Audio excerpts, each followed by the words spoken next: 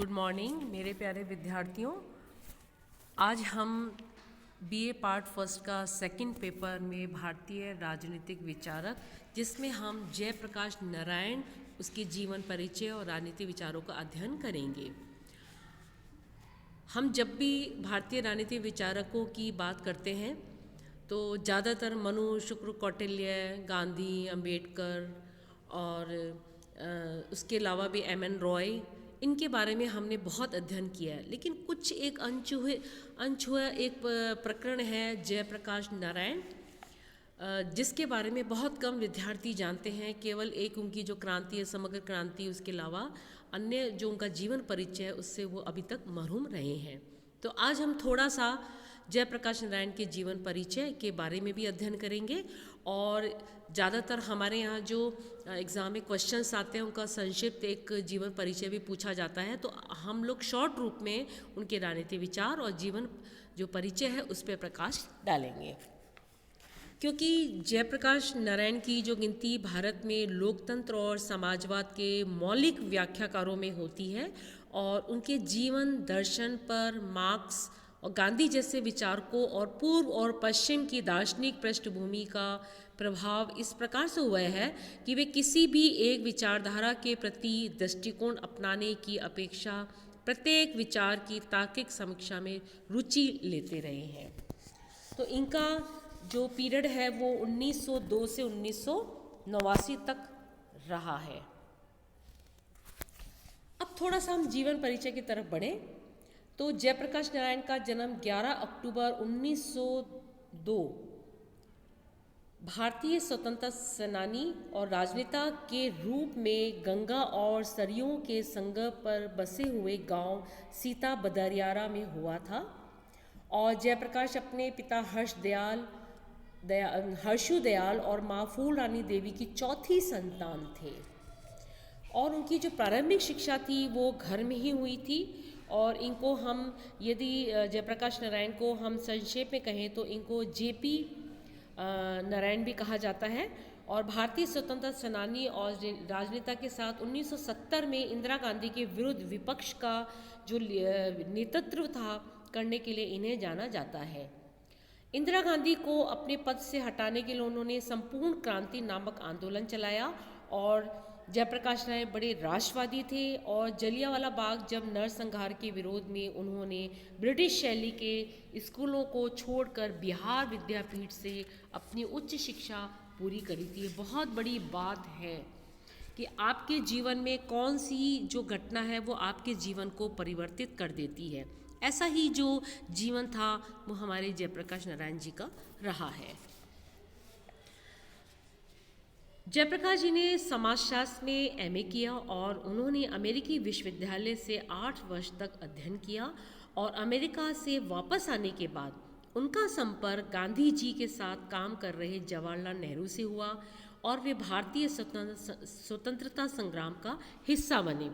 1932 में गांधी, नेहरू और अन्य महत्वपूर्ण कांग्रेसी नेताओं के जेल जाने के बाद उन्होंने भारत में अलग अलग हिस्सों में संग्राम का नेतृत्व किया और अंत में मद्रास में सितंबर 1932 में उन्हें गिरफ्तार कर लिया गया और नासिक की जेल में भेज दिया गया। 1939 में उन्होंने दूसरे विश्व युद्ध के दौरान अंग्रेजी सरकार के खिलाफ लोक आंदोलन का नेतृत्व किया और सरकार को किराया और राजस्व रोकने के अभियान चलाए और टाटा स्टील कंपनी में हड़ताल करा के ये प्रयास किया कि अंग्रेज़ों को इस्पात न पहुँचे। उन्हें गिरफ्तार फिर से कर लिया गया और 9 महीने की कैद की सज़ा सुनाई गई। 1948 में उन्होंने कांग्रेस के समाजवादी दल का नेतृत्व किया और बाद में गांधीवादी दल के साथ मिलकर समाजवादी सोशलिस्ट पार्टी की उन्होंने स्थापना करी।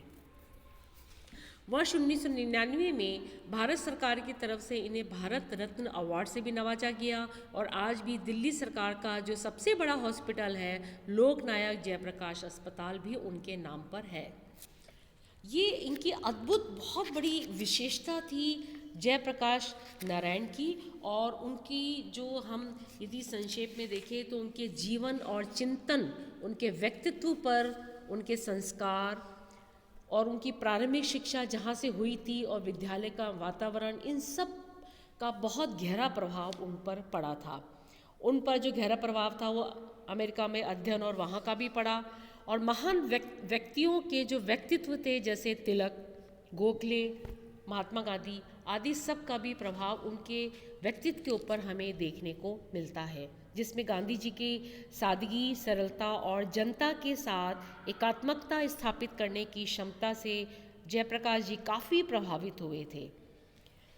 और गांधी जी के जो व्यक्तित्व का उन पर इतना गहरा प्रभाव पड़ा कि वे स्वयं सार्वजनिक जीवन में सादगी और सरलता की मूर्ति बने रहे। भारत का ये जो अमर सपूत है वो 8 अक्टूबर 1979 यानी 1979 ईस्वी को पटना बिहार में चिर निद्रा में सो गए। उनके जो हमारे कवि हुए हैं दिनकर जी ने जयप्रकाश यानी उनको लोकनायक के नाम से भी जाना जाता था, तो लोकनायक जयप्रकाश नारायण के विषय में बहुत खूबसूरत उन्होंने 6 पंक्तियाँ लिखी, जिसे मैं आज यहाँ पे करती हूँ। है जयप्रकाश वह नाम जिसे इतिहास आदर देता है, बढ़कर जिसके पद चिन्हों की उन पर अंकित कर देता है। कहते हैं जो ये प्रकाश को नहीं मरण से जो डरता है, ज्वाला को बुझते देख कुंड में स्वयं जो पड़ता है, कुंड में स्वयं जो पड़ता है। ये दिनकर जी ने लोकमान्य जयप्रकाश नारायण के विषय में अपनी अद्भुत पंक्तियाँ करी। अब जब हम पॉलिटिकल साइंस में जयप्रकाश जी की बात करते हैं तो उनके राजनीतिक विचार क्या थे, चाहे वो राज्य के संदर्भ में हो, चाहे वो उनके सर्वोदय संबंधी हो, पंचायती राज, स्वतंत्रता, अन्य जो भी उनके राजनीतिक विचार थे, उनके बारे में उन्होंने बहुत गहरा प्रभाव डाला है। वो मार्क्सवाद से भी बहुत ज़्यादा प्रभावित थे, आचार्य विनोबा भावे से भी थे। कई विद्वानों के ऊपर उनका काफ़ी व्यक्तित्व का प्रभाव पड़ा था। तो अब हम जो नेक्स्ट स्लाइड में पढ़ेंगे वो है जयप्रकाश नारायण के राजनीतिक विचार। तो राजनीतिक विचारों में मैंने संक्षेप में बिंदुओं के रूप में डाला है समाजवाद की अवधारणा, सर्वोदय की अवधारणा, राष्ट्रवादी संबंधी अवधारणा या विचार, आधुनिक लोकतंत्र की अवधारणा, दलविहीन समक्रांति, राज्य संबंधी केंद्रीयकरण, पंचायती राज, स्वतंत्रता और अन्य राजनीतिक विचार। ये उनके समस्त राजनीतिक विचार हमें देखने को मिलते हैं, और हम आज जो सबसे पहले बात करेंगे वो करेंगे उनके समाजवादी विचार। जयप्रकाश नारायण के जो राजनीतिक विचार के मैंने 10 पॉइंट लिखे थे उनको मैंने इस रूप में भी दर्शाया है, जिसमें आपको पढ़ने में आसानी होगी। मैं फिर से दोहरा देती हूँ। समाजवाद की अवधारणा, सर्वोदय संबंधी अवधारणा, आधुनिक लोकतंत्र की अवधारणा, और फिर आता है राष्ट्रवादी संबंधी अवधारणा। और दूसरे पॉइंट पे जब हम चलेंगे तो दूसरे पॉइंट पे इसकी आ जाती है दलविहीन लोकतंत्र की अवधारणा, समग्र क्रांति, पंचायती राज और केंद्रीयकरण तथा विकेंद्रीकरण पर विचार। ये मैंने 2 बार आपको रिपीट किया है। मुझे उम्मीद है कि जब हम जयप्रकाश के राजनीतिक विचारों को या हम उसका अध्ययन करेंगे तो ये पॉइंट्स हमारे दिमाग में विद्यमान रहने चाहिए। उन्होंने केवल समाजवाद और सर्वोदय की बात नहीं करी, अन्य विषय के जो राजनीतिक पहलू हैं उन पर भी उन्होंने प्रकाश डाला है। अब इनकी समाजवाद की अवधारणा है क्या?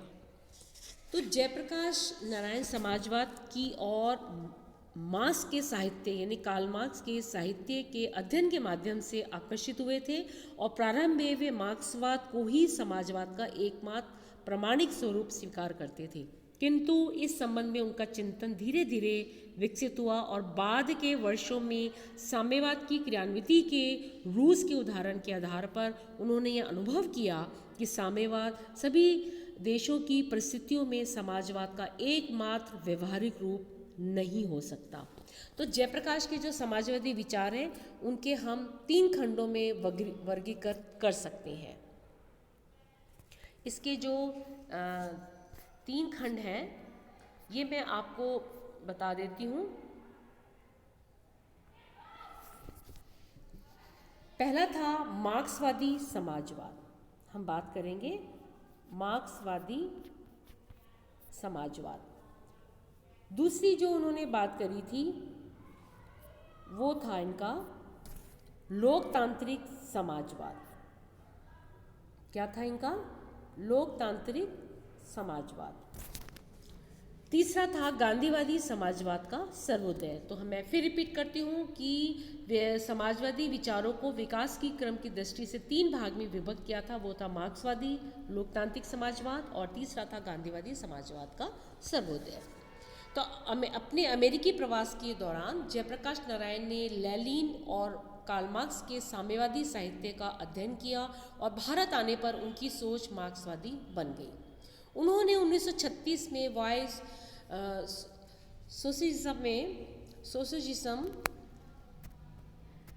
पुस्तक की रचना करी और इस पुस्तक के माध्यम से उन्होंने समाजवाद की भारतीय संदर्भ में व्याख्या की और भारत में इसकी उपयोगिता पर बल दिया। उन्होंने समाजवाद को लोकप्रिय बनाने के लिए जीवन भर संघर्ष किया और उनका मानना था, अर्थात जयप्रकाश नारायण जी का मानना था कि आर्थिक असमानता और उत्पादन के साधनों पर निजी स्वामित्व ही सब समस्याओं की जड़ है। यदि ये साधन प्रत्येक व्यक्ति को उपलब्ध करा दिए जाएं तो वर्तमान आर्थिक विषमताएं स्वयं ही समाप्त हो जाएंगी। यहाँ पर जब हम इसकी बात करते हैं तो जयप्रकाश के अनुसार समाजवाद सामाजिक आर्थिक पुनर्निर्माण का एक सिद्धांत प्रस्तुत करता है। उनके अनुसार समाजवाद केवल व्यक्तिगत आचारशास्त्र नहीं बल्कि एक ऐसा सिद्धांत था जिसकी स्थापना के लिए तकनीक, दृष्टिकोण और व्यापक तैयारी की आवश्यकता है। ये उन्होंने बताने की कोशिश करी थी। फिर उन्होंने कहा कि आर्थिक शक्तियों की जो प्रधानता, द्वंद्वात्मक भौतिकवाद और वर्ग संघर्ष में विश्वास, ये 3 पॉइंट्स, यानी वर्ग संघर्ष में उनका विश्वास था। तो ये जो मैं नेक्स्ट पॉइंट पढ़ रही हूँ तो ये जो आर्थिक असमानता उत्पादन के साधनों पर निजी स्वामित्व सबकी समस्याओं की जड़ है, तो ये उन्हीं से प्रेरित थे। अब उन्होंने आगे कहा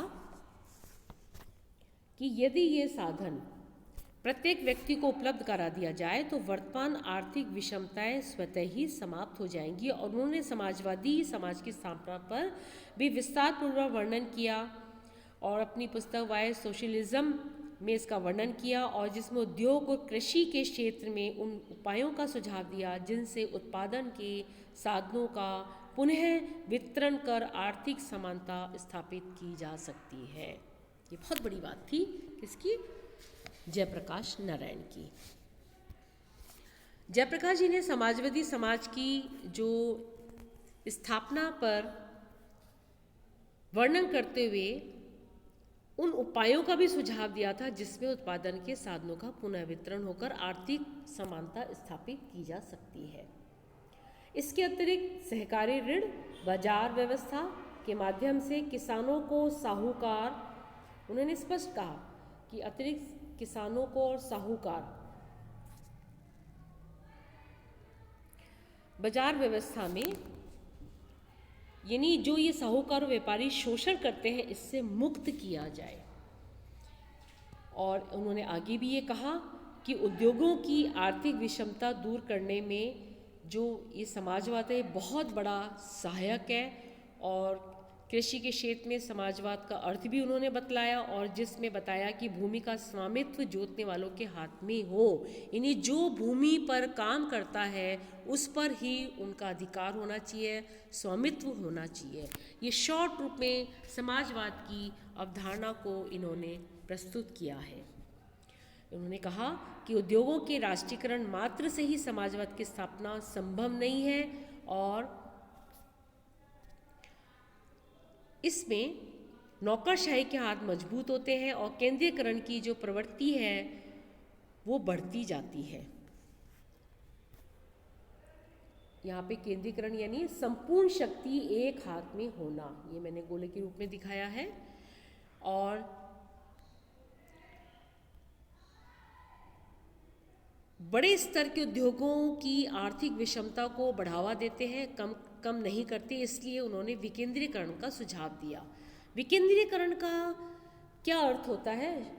जो शक्ति होती है, चाहे आर्थिक रूप से हो, राजनीतिक हो, वो कई भागों में विभक्त करना, उसे बोलते हैं विकेंद्रीयकरण। एक होता है केंद्रीयकरण, एक होता है विकेंद्रीयकरण। और उन्होंने सुझाव दिया छोटे छोटे उद्योगों की आर्थिक विषमता दूर करने में सहायक होती है। उन्होंने कृषि के क्षेत्र में भी समाजवाद का स्पष्ट करते हुए बताया कि मैं फिर से रिपीट कर रही हूँ कि भूमि का स्वामित्व जोतने वालों के हाथों में होना चाहिए। ये उनका था समाजवाद। जैसे विकेंद्रीकरण पर जोर देना, उद्योगों के सामाजिकरण के लिए नैतिक और लोकतांत्रिक साधनों का सुझाव, और समाजवाद जैसे उच्च आदर्शों की स्थापना उचित साधनों द्वारा ही की जानी चाहिए। ये उनकी समाजवाद की धारणा थी। और इस तरह से जयप्रकाश नारायण ने जो समाजवाद की बात करी, उसके लिए कई कार्यक्रम भी उन्होंने बताए हैं। उन्होंने ये कहा समस्त शक्तियों का आम जनता के हस्तांतरण होना चाहिए और देश के आर्थिक जीवन के विकास का राज्य द्वारा नियोजन और नियंत्रण होना चाहिए। विदेशी व्यापार पर राज्य का एक अधिकार होना चाहिए। राजाओं और जागीरदारों अन्य शोषक वर्गों की संपत्ति का बिना किसी मुआवजे के अधिग्रहण होना चाहिए। तो इस प्रकार से जयप्रकाश नारायण ने अपने विचारों में समाजवाद के प्रति जो उनका दृष्टिकोण था वो बतलाने का उन्होंने प्रयास किया है।